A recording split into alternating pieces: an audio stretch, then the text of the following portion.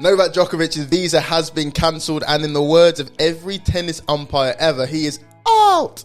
Unbelievable. I'm genuinely in shock right now. I'm going to explain to you exactly why he has been dismissed from the country, give you my views on it. It's a bad look. It's a real bad look for Australia. Guys, if you like this type of content, actually hit like. Also, hit the subscribe bell. Bing bang. Lego.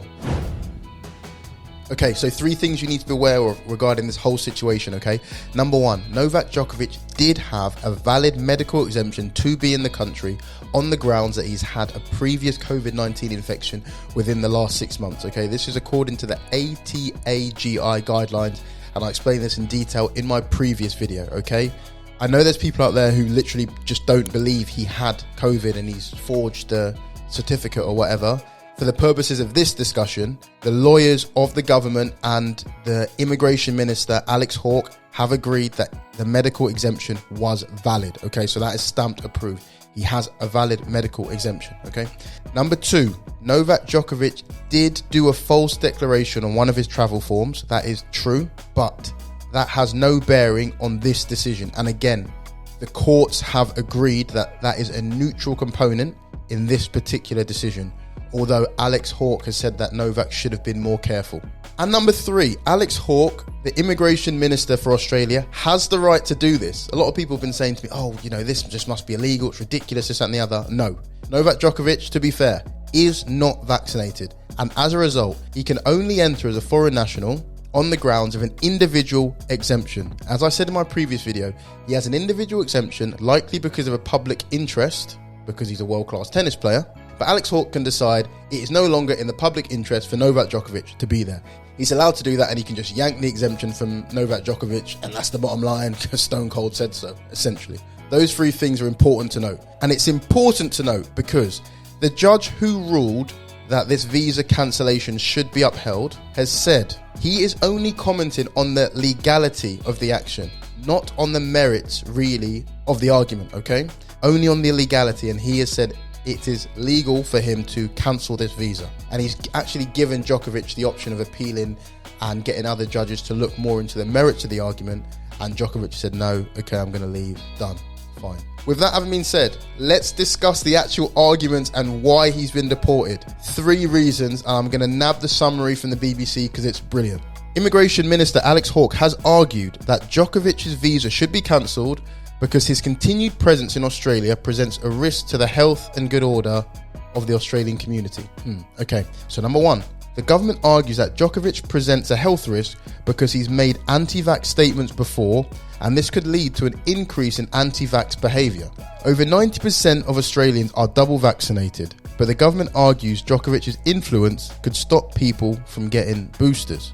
Right, so Djokovic has made anti-vaccination statements before, in April 2020, before a COVID vaccination was even developed. However, Australia would have known about that before giving him this visa, so I don't understand what's happened for them to now cancel the visa, seeing as they knew, number 1, he's made these statements before, number 2, he's not vaccinated, and number 3, he'd been given a medical exemption. Why has it got to this point and now they're arguing it?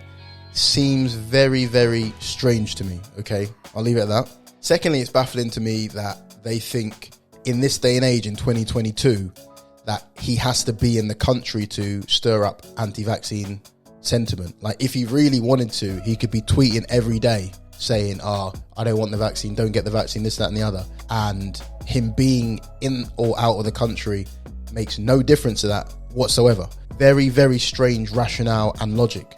This leads on to the second point. The government says he's presenting a good order risk because he stirred up anti-vax sentiments, and this could lead to protests and rallies.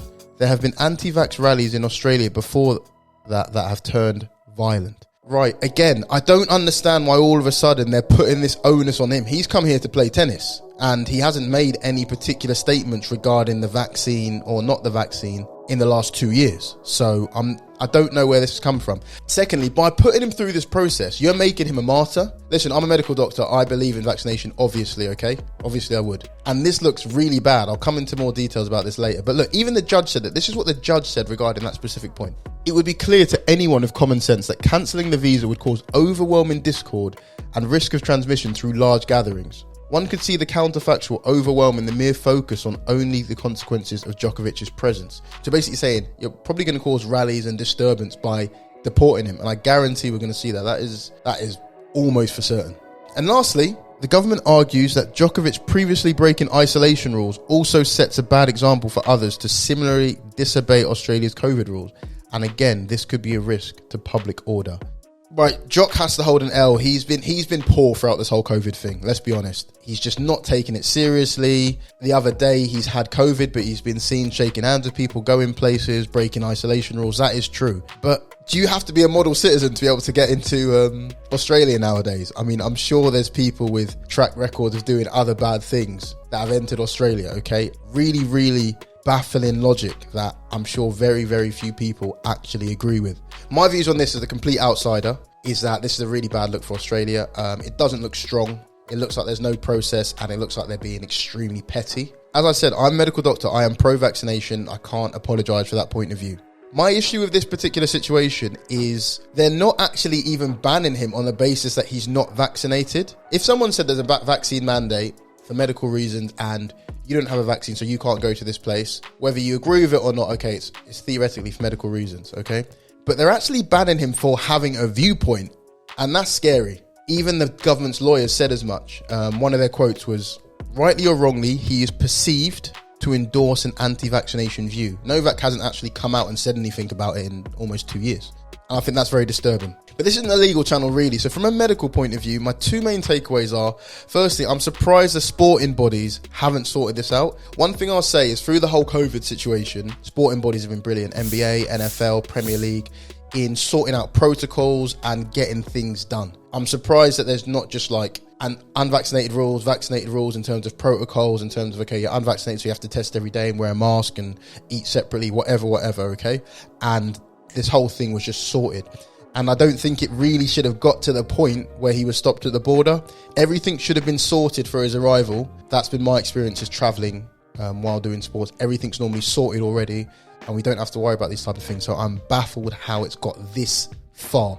And my second frustration is the use of medicine as a political tool. That really undermines what doctors can do, because the faith gets shaken in them. People start to think, oh, we're political tools, we're cronies, this, that, and the other one. We're actually just trying to do our best. So saying things like, oh, you know, it's protect the health of Australians and this and that and the other. No. It's a political agenda. Something's going on here. Please don't bring medics and medicine into it, because you're really undermining our position in the community and how we interact with our patients. Those are my two views on it. I really want your opinion on it. Let me know, and I'll see you on the next video. Peace.